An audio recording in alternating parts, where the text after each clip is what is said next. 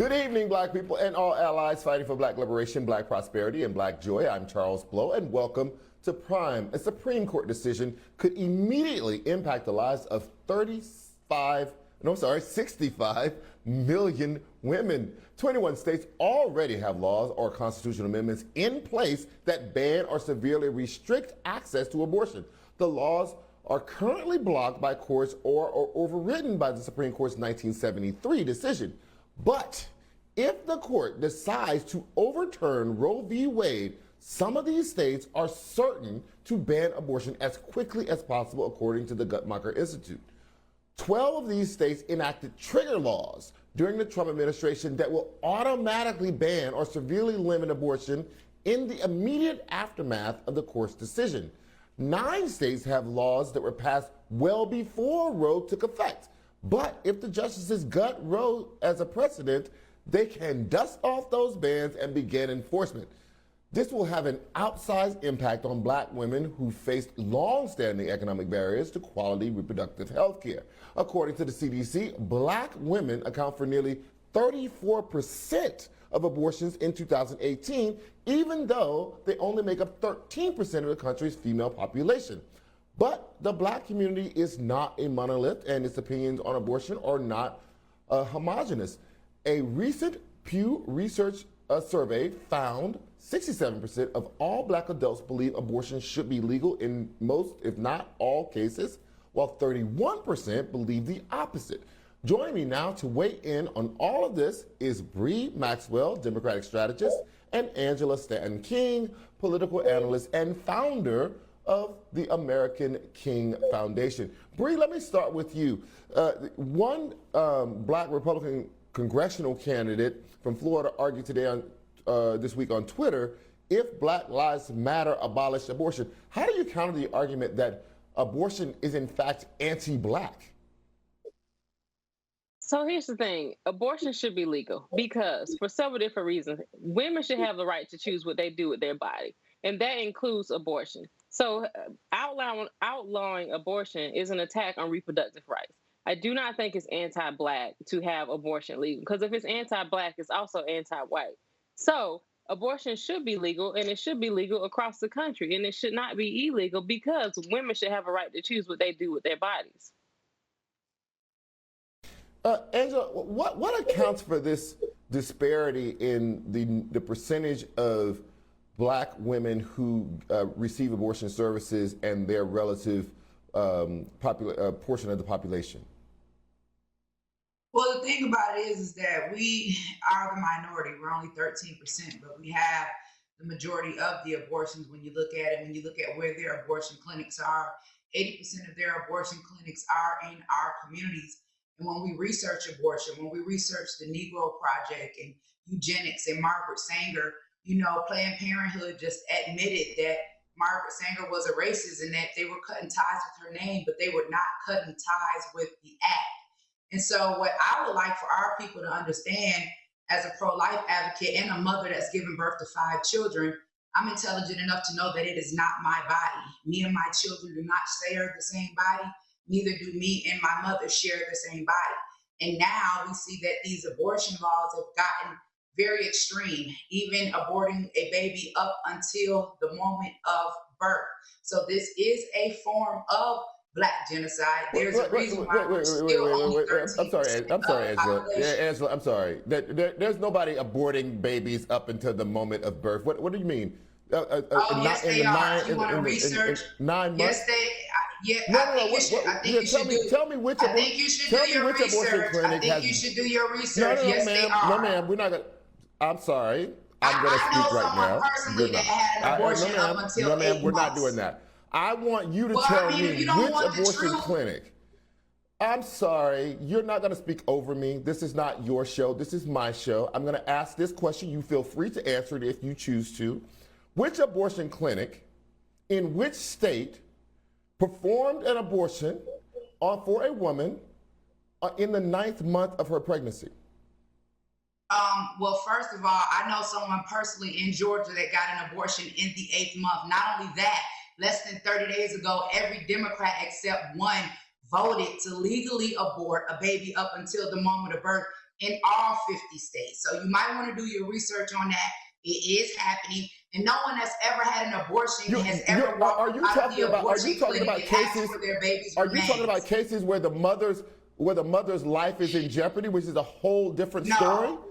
I'm not talking about cases where the mother's life is in jeopardy. You're talking about a case where the mother's life is not in jeopardy. I'll send you a video when we're done of the argument on the Congress floor. No, I don't want you to send me a video. I want you to tell our viewers on the air which state. And I'll lay it on my page for anybody that wants to see it. No, you can put it on your page. That's fine. But we're on TV right now. I'm gonna send it to you answer that too. question about which state. I've already answered it. I've already answered it. Where's your proof that it's not happening? Where's your proof that it's not happening, ma'am? I just told you. I personally know someone who received an abortion up until 8 months in Georgia. Bree. Right.